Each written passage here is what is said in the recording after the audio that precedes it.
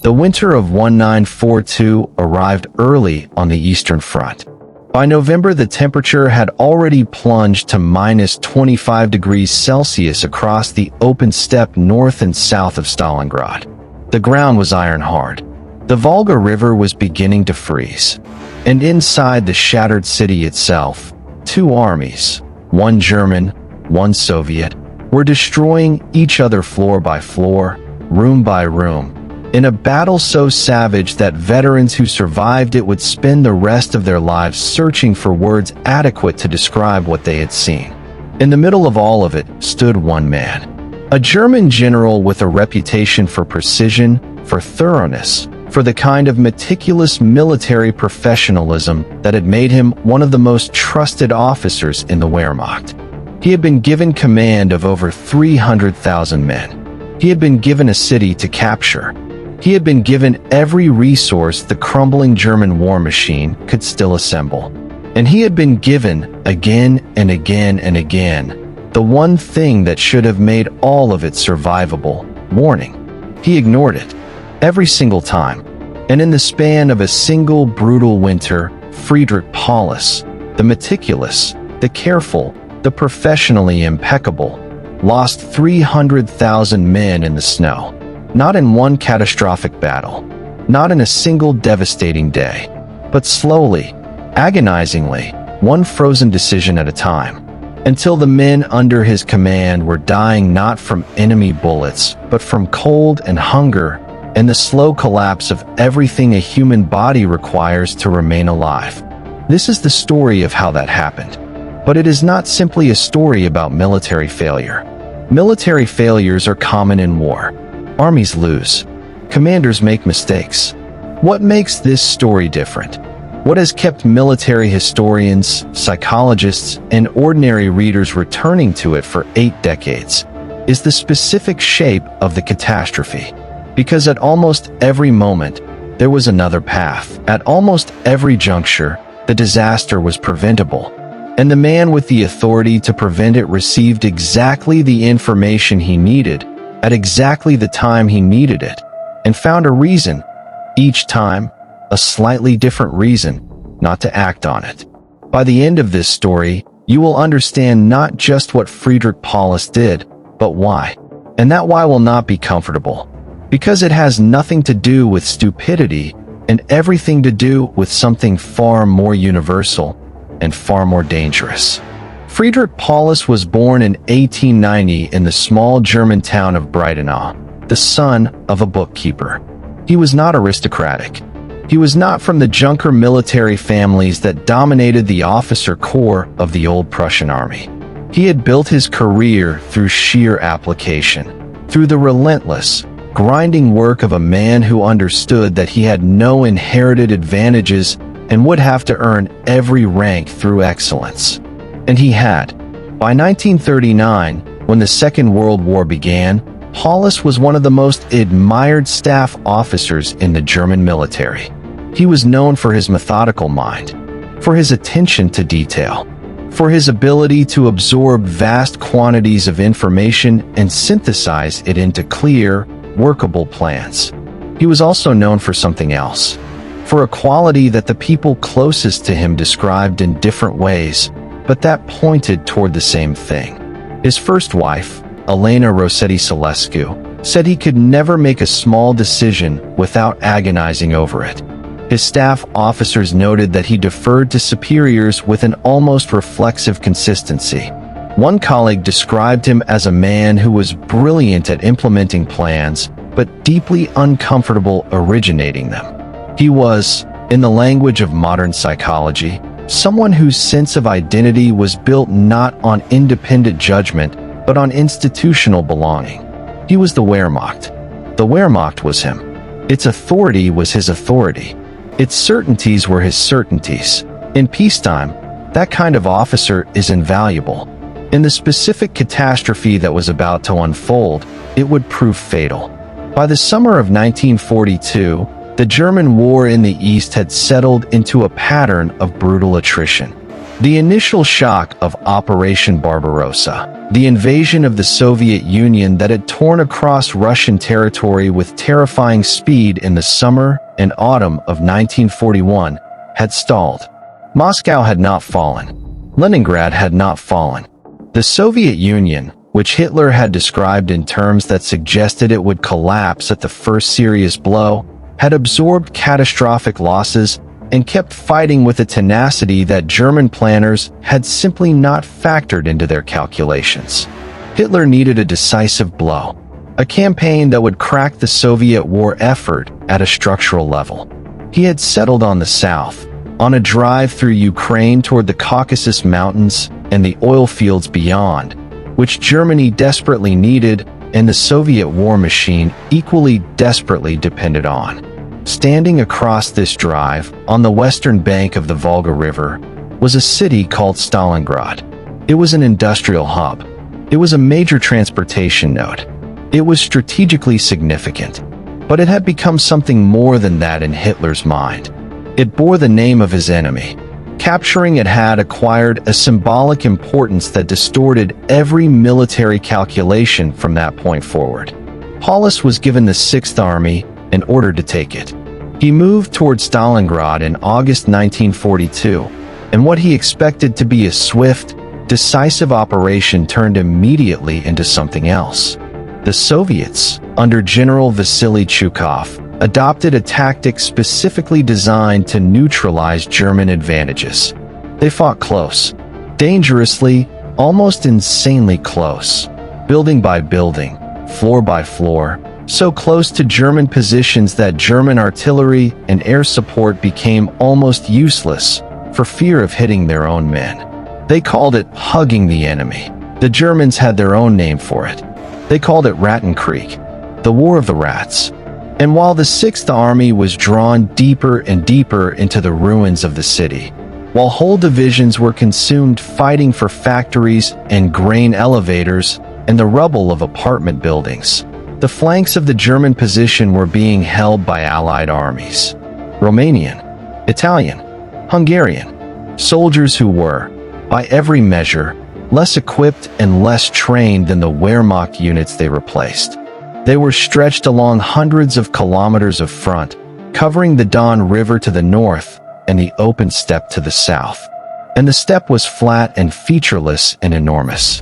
And the Allied armies were thin. Every German officer who looked at a map could see the problem. Several of them said so explicitly, in writing, to Paulus, to Berlin. The intelligence reports began arriving in October 1942. Aerial reconnaissance showed Soviet armor concentrating on the other side of the Don, not opposite the main German positions in Stalingrad, but further along the flanks, behind the Romanian lines. Signals intercepts suggested large-scale movement. Frontline officers embedded with the Romanian units sent urgent dispatches back to 6th Army headquarters. Inadequate anti-tank capability, insufficient reserves, exposed positions, collapsing morale. General Ferdinand Heim, commanding the 48th Panzer Corps, one of the few German armored formations positioned to respond to a flank attack, raised the alarm formally and repeatedly. His corps was inadequate for the task it was being asked to perform. He needed reinforcement. He needed a coherent defensive plan for what would happen if the Romanians broke. A Romanian officer captured by Soviet forces and later exchanged told his debriefing officers in November 1942 that Soviet troops on the other side of the wire were openly discussing an imminent offensive. Not whispering about it, openly discussing it. The report was written up and sent to 6th Army headquarters. It was classified as prisoner misinformation.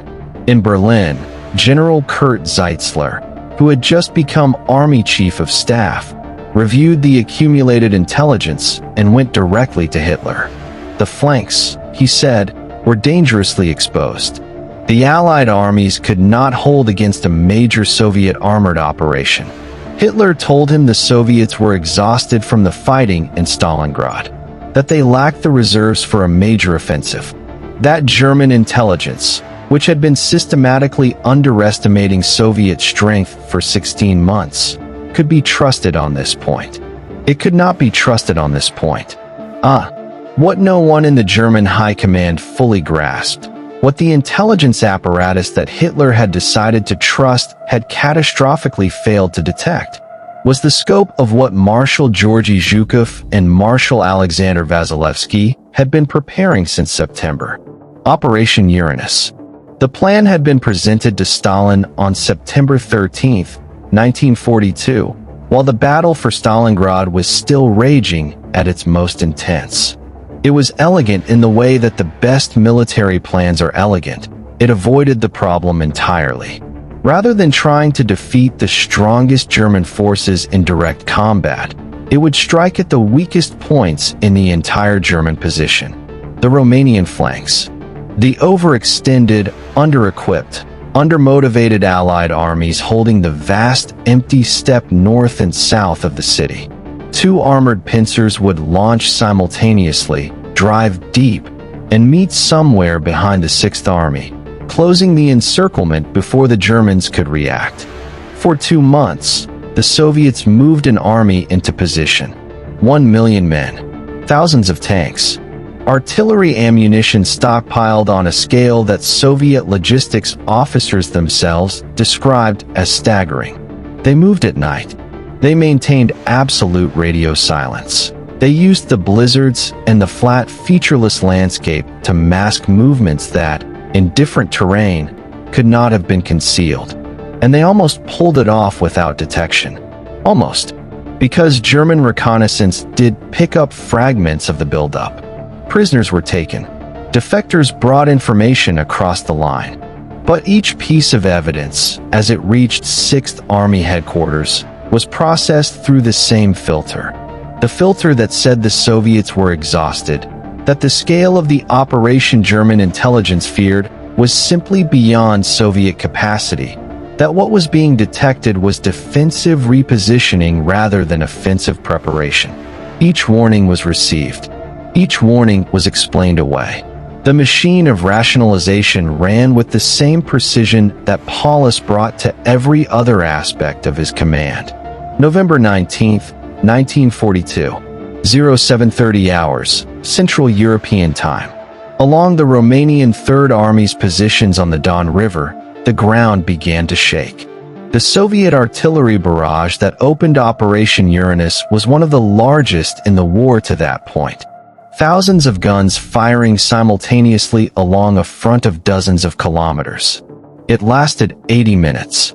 When it stopped, the T-34s came, by the hundreds, in white winter camouflage, pouring through the gaps the shells had torn in the Romanian lines.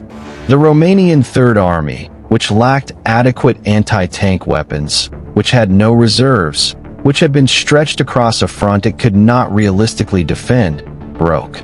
Not from cowardice, from physics. Infantry without anti-tank guns cannot stop armored formations. That was what the warnings had said. It was what the mathematics had always said. The following morning, November 20th, the southern pincer launched. Soviet forces smashed through the Romanian Fourth Army south of Stalingrad with equal speed and equal violence. Two massive armored columns were now curling toward each other, sweeping around the flanks of the Sixth Army like the arms of a closing trap. On November 23rd, at the small town of Calec-on-Don, the pincers met. The encirclement was complete. Friedrich Paulus and his 300,000 men were inside a pocket of frozen steppe, roughly 50 kilometers wide and 40 kilometers deep. They had supplies for approximately 6 days of normal operations. The temperature was dropping toward -30, and surrounding them, on every side, was the Soviet army that had been building, preparing, and waiting for 2 months while the German high command convinced itself that nothing was coming. Everything that had been warned about had happened. In 72 hours. Exactly as predicted. What followed might have been survivable, at great cost, with brutal losses, if the decisions made in the aftermath had been honest ones. They were not. Hermann Göring, head of the Luftwaffe and Hitler's chosen heir, told the Führer something extraordinary in the days after the encirclement was completed. He told him that the Luftwaffe could supply the 6th Army by air, that his aircraft could deliver the 500 tons of daily supplies that Paulus's men needed to survive and fight. It was a claim that any realistic assessment of Luftwaffe capacity, stretched across multiple fronts, operating in Russian winter conditions, facing Soviet air defenses, would have immediately identified as fantasy. Göring's own Air Force commanders told him it was impossible. He overruled them. He told Hitler it could be done. Hitler told Paulus to hold. The army would be supplied. The army would be relieved. The 6th Army was to stand fast and trust in the promises of its commanders. The airlift, on its best days, delivered less than a third of what the encircled army needed. On most days, considerably less than that. Men inside the pocket began to receive rations that dropped first to half normal, then to a quarter normal, then to amounts that represented slow starvation measured in weeks. The horses were slaughtered for food. Then the leather from boots and harnesses was boiled for broth. Men who had survived years of combat on the Eastern Front began dying of hunger.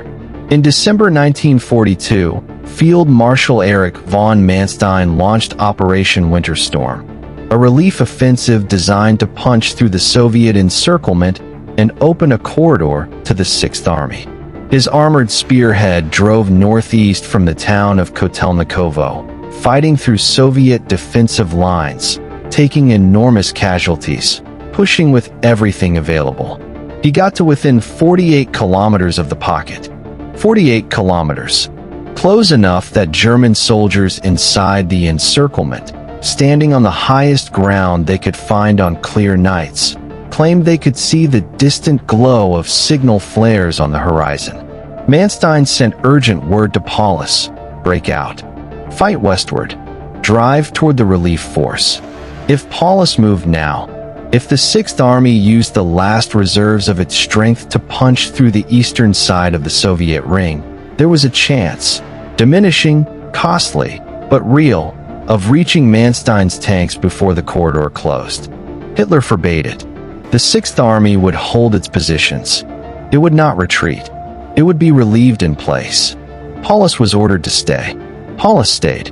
This is the moment that historians return to again and again, because this was the moment where the second great failure of Friedrich Paulus occurred. Not the failure to heed warnings before the encirclement, but the failure to act independently after it. The Wehrmacht's own command doctrine, Auftragstaktik, the principle of mission-based independent command, explicitly gave senior field commanders the authority to deviate from orders when circumstances demanded it. Paulus had that authority. He had officers on his own staff urging him to use it. He had a relief force 48 kilometers away that was burning itself out trying to reach him. And he could not bring himself to act against a direct order from the Supreme Commander. The relief force, unable to break through the tightening Soviet defenses alone, was eventually halted and forced to withdraw. The corridor never opened. The chance closed. And in the frozen pocket, another week passed. Another week of starvation. Another week of men dying in the snow, still waiting for the orders that made sense. January 1943. The Soviet assault on the pocket intensified. The defensive perimeter of the 6th Army shrank daily as starving, frostbitten men who could barely hold their weapons were overrun by fresh Soviet divisions. The two airfields inside the pocket, the last connection to the outside world, fell one by one. The airlift, already delivering a fraction of what was needed, became almost impossible. Paulus sent increasingly desperate radio messages to Hitler's headquarters. He described the reality of conditions inside the pocket with a precision that his professional training made inevitable. Casualty rates, ration levels, ammunition stocks, the collapse of the defensive lines. Each message was a warning. Each warning described a situation that had moved past critical and into terminal. Hitler responded on January 30th, 1943, the 10th anniversary of his rise to power. In a message that combined the grandiose with the grotesque, he promoted Friedrich Paulus to the rank of Field Marshal. It was the highest military rank in the German system, and it carried a specific historical weight that no one who received the message could have missed. In the entire history of the German army, no field marshal had ever surrendered to an enemy. Not one. The message was its own order, delivered without words. The following day, January 31st, 1943, Friedrich Paulus sent his last radio message to Hitler's headquarters. He reported that the Sixth Army had fallen, having fought to the last in service of the fatherland. Then he walked out of the basement of the ruined Univermag department store in the center of Stalingrad, in his greatcoat with its new field marshal's insignia, and surrendered to a young Soviet lieutenant who was young enough to be his son. He was the first German field marshal in history ever taken alive by an enemy. The numbers that follow require a pause before they can be absorbed properly. Of the approximately 300,000 men encircled at Stalingrad, around 91,000 survived to surrender. The rest, more than 200,000 men, had died inside the pocket. From wounds, from cold, from starvation, from disease, from the accumulated destruction of what their bodies could endure across months of combat and deprivation in temperatures that made survival itself a form of warfare. Of the 91,000 who surrendered, approximately 5,000 to 6,000 would eventually return to Germany. Some died in Soviet captivity of typhus, some of dysentery, some of the damage that had been done to their bodies in the pocket, the frostbite that had permanently destroyed tissue, the malnutrition that had compromised organs, the cold that had gotten into them in ways that never entirely left. The last German prisoners from Stalingrad were not released from Soviet camps until 1955, 12 years after the battle ended. 12 years, while Germany rebuilt around them. While the country that had sent them into that pocket was divided, reconstructed, integrated into new alliances, and began the slow work of reckoning with what it had done. The men who came home in 1955 came home to a Germany that was barely recognizable. Their children had grown up without them. Their wives had made lives around their absence.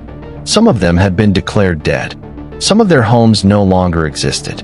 And the families who never got anyone back, the wives who received the last letter in November or December 1942 and then silence, the parents who waited for news that never came in a form they could act on, the children who grew up with a father who was a photograph and a story, they carried a different kind of weight, the weight of not knowing, of uncertainty that lasted years for many of them and was never fully resolved.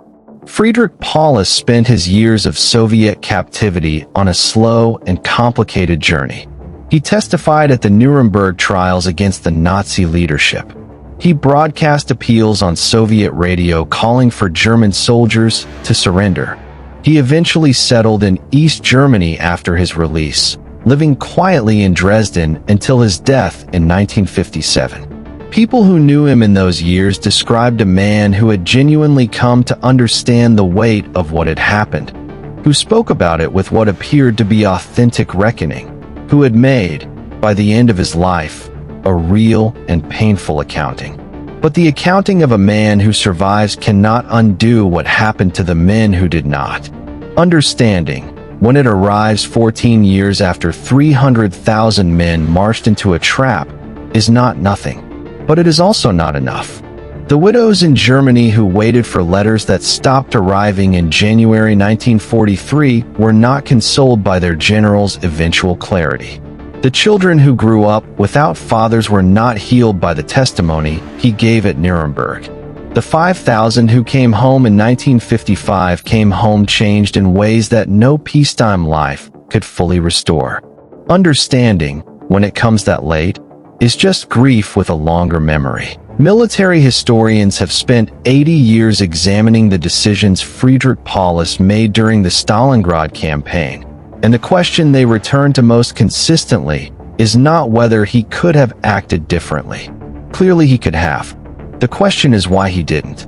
Why a man of his intelligence, his experience, his demonstrated professional competence failed at every critical moment to act on information that was accurate, relevant, and directly in front of him.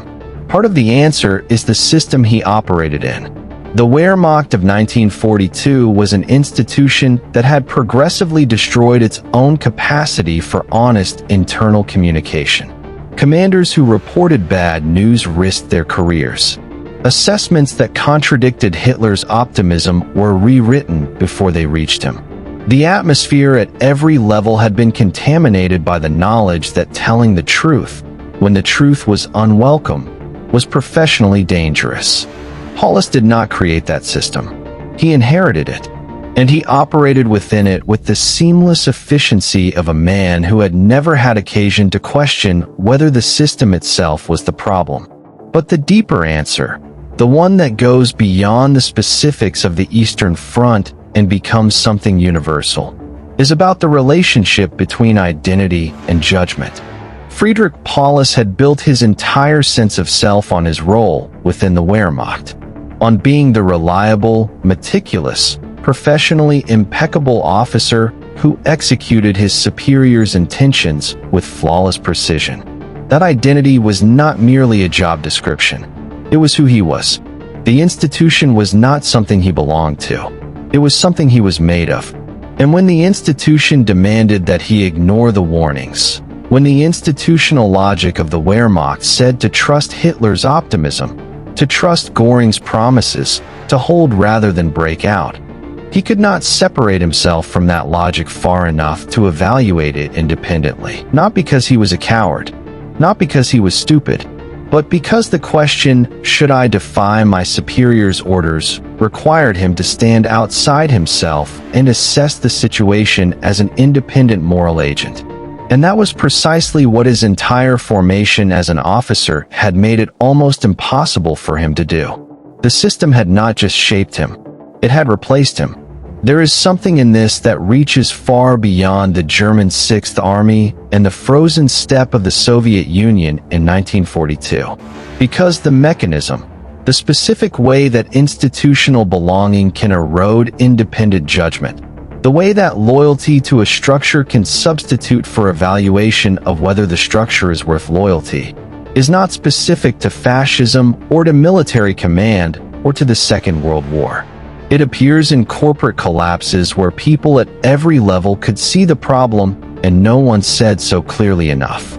It appears in medical institutions where systemic errors persist for years because the culture makes it professionally costly to identify them. It appears in families and organizations and governments and every human structure where belonging to the group is psychologically prior to assessing what the group is doing. Most people will never face a decision with 300,000 lives in the balance. But almost everyone will face a version of the moment Friedrich Paulus faced. The moment where the evidence says one thing and the institutional logic says another, where acting on what you know to be true requires stepping outside the structure that defines you, where the warning is clear and the cost of heeding it is real. And in that moment, the question is always the same. Are you a person who has a role, or are you the role, with nothing underneath it capable of independent action? Paulus was the role, and when the role demanded that he hold a position that could not be held, he held it.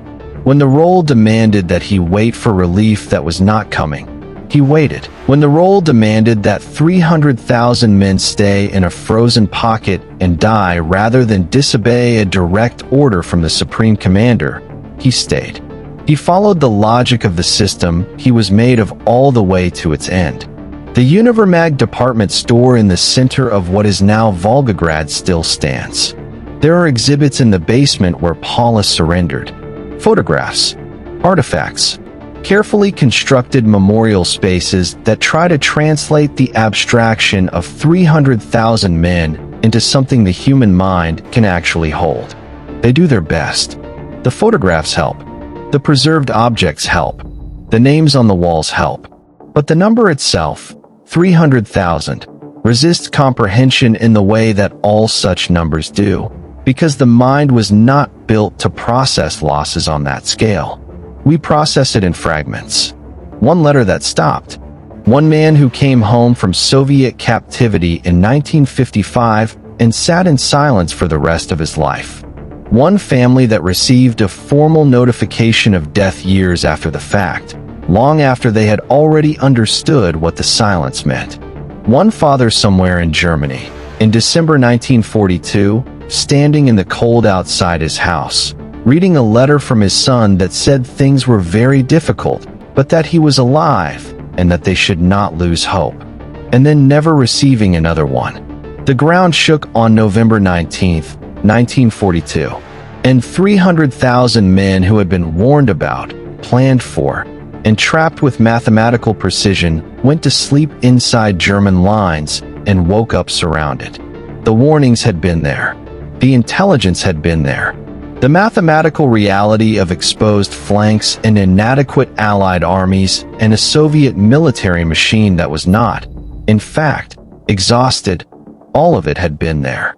Documented, submitted, received.